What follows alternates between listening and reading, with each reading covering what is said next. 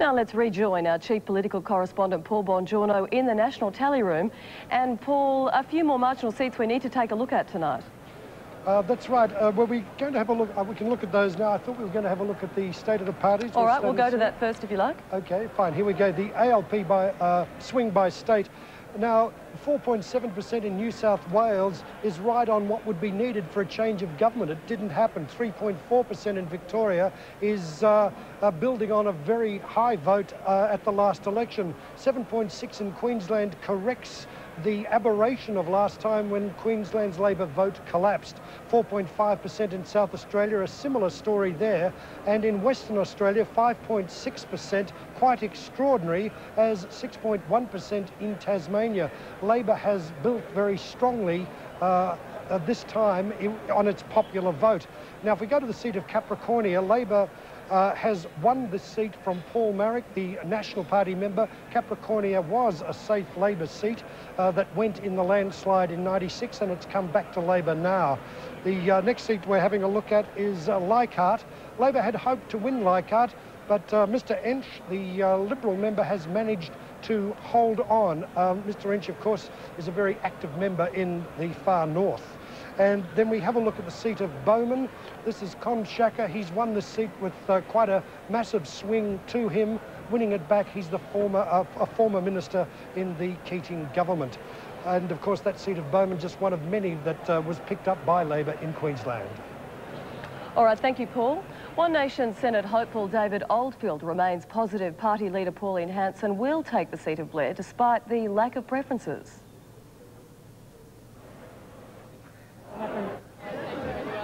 We're hoping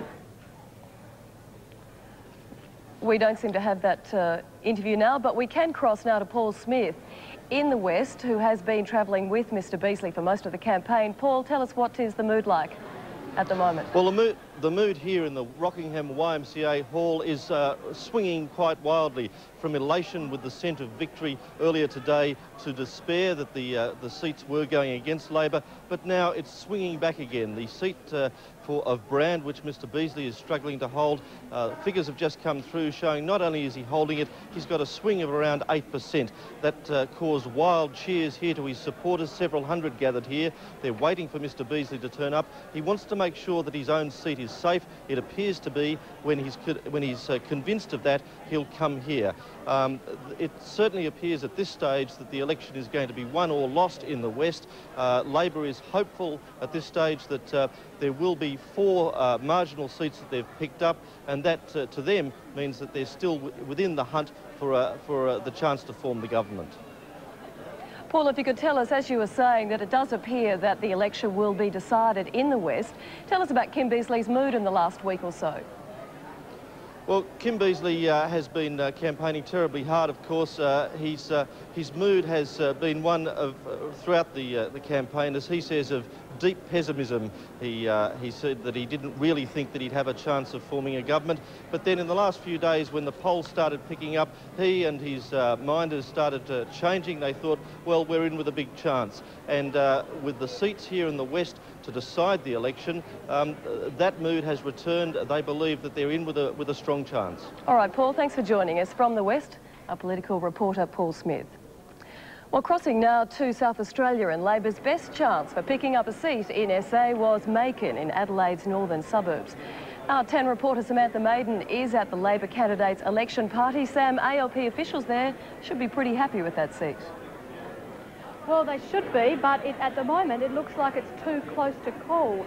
It is on a margin of 1.1%. It's one of the seats the Labor Party has to win if they're to come back and form government, and to basically reverse the 1996 result, which saw the Liberals grab 10 out of South Australia's 12 seats.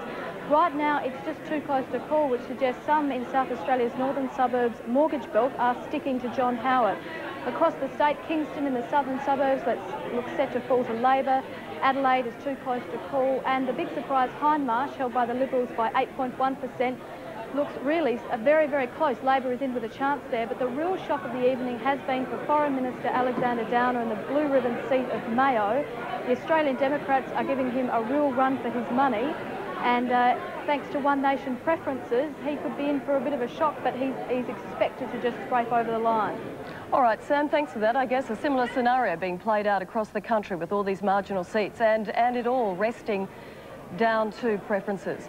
We will have more from the National Tally Room and, of course, key seats right after the break.